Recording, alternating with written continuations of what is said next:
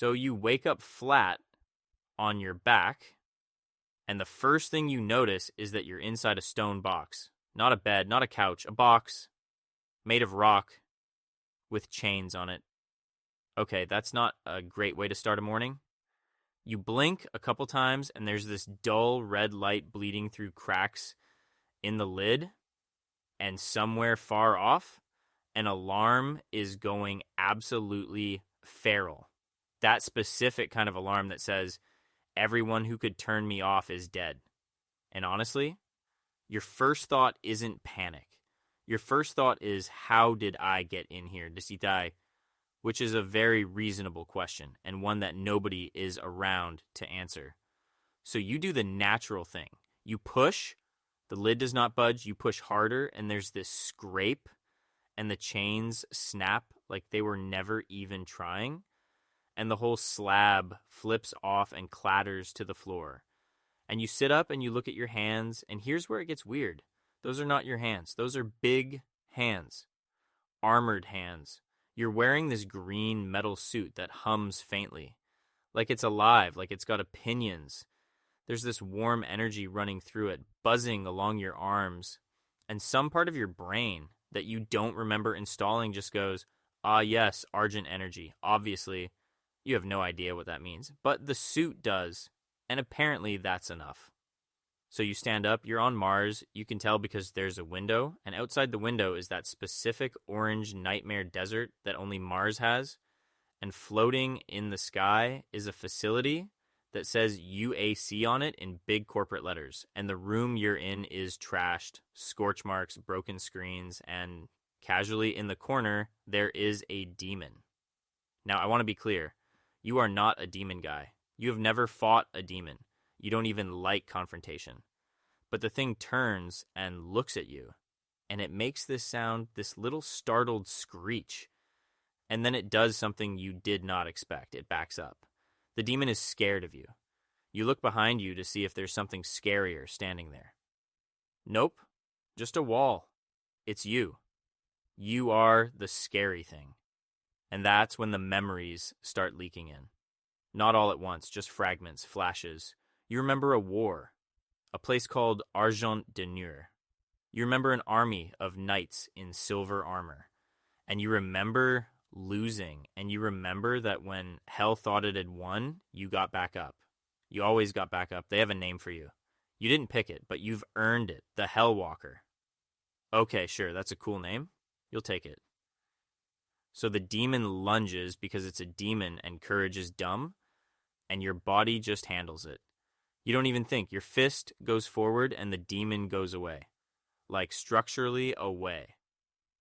And the suit hums a little louder, satisfied, and you're left standing there going, huh, I did that. Anyway, you find a door, and the door opens into a corridor. And the corridor is full of more demons, a lot more. And this is the part where a normal person would find a nice closet to die in. But you're not a normal person anymore. You're the guy in the box that hell was very careful to chain up. Which means somebody, at some point, decided you were too dangerous to leave loose. Flattering, honestly. So you start walking. And they come at you. And you just keep moving forward. And it's the strangest thing. Because they're the ones who are supposed to be the monsters. And yet, every single one of them, right before you get to it, does this little hesitation, this flinch. Like your body is a form and they've already read the fine print. You are not their nightmare. You are their extinction event. You keep going. There's a shotgun on the ground next to a very unlucky security guard, and you pick it up, and it fits your hands like it was waiting for you. And you clear that corridor, and the next one, and the next, and the alarm keeps blaring, and you start to piece together what happened here. A screen flickers on, and there's a face. This calm, floating, robotic head, glowing eyes, talks like a man reading a spreadsheet at his own funeral. Ah, you're awake? His name is Samuel Hayden, and he does not sound worried, which is deeply unsettling given the circumstances. He explains, very reasonably, that the UAC was harvesting energy from hell. That's right. They found a dimension made entirely of suffering and monsters, and they looked at it and went, that's a great power source. Let's plug into it. And it worked for a while. Free energy for humanity. Everybody wins. And then, as tends to happen when you build a straw into hell, hell came up the straw. Hayden's not sorry, by the way. He's got this whole the ends justify the means thing going. And every time you break something on your way through his facility, he sighs at you like you're a customer who's being difficult. You get the sense you and Samuel are going to disagree about a lot of things. You don't care. You have a job. And weirdly, you've always known what the job is, even before you remembered anything else. Kill demons, close the hole, keep walking. So you walk. The invasion is escalating, and I mean escalating fast. What started as one nervous little demon in a room becomes a hallway, becomes a hangar full of them, becomes an entire section of Mars, where the ground has cracked open and there are literal towers of hell punching up through the surface. It stops being a fight and becomes a war. Whole battlefields, imps raining down, big ones, the kind with the horns, the kind the size of a bus. And there's a voice on the radio now. Not Hayden, different people. Nervous, brave people. A resistance. They call themselves the ARC, and they've been holed up on Mars getting absolutely steamrolled, and then they see you on their monitors, and the whole tone of the channel changes. Is that him? Yeah, it's you. The guy from the stories. The one hell chains up.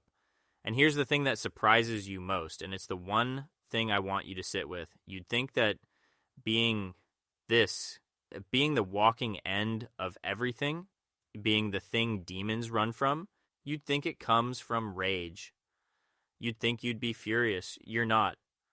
You reach into yourself expecting to find anger, and it's not there. What's there instead is quiet. Just this still, steady, absolutely immovable thing, purpose. You know, you're not doing this because you hate them. You're doing this because it needs doing, and because a long time ago you decided you would never stop, and you meant it in a way that reshaped what you fundamentally are. That's the part that terrifies them, not the shotgun. The calm. You can be reasoned with by anger. Anger burns out. Anger gets tired. You don't get tired. So the ARC guides you through the ruins, and you fight your way to the source. And there's this fortress way off, hanging in space. This ancient thing that isn't UAC and isn't human. It's yours. You feel it in your chest the moment you see it. The Fortress of Doom. Your home base. Your anchor. It's been waiting for you the whole time, patient as a mountain, and just seeing it makes the mission click fully into place. That's where you belong. Between missions. Sharpening, preparing, coming back.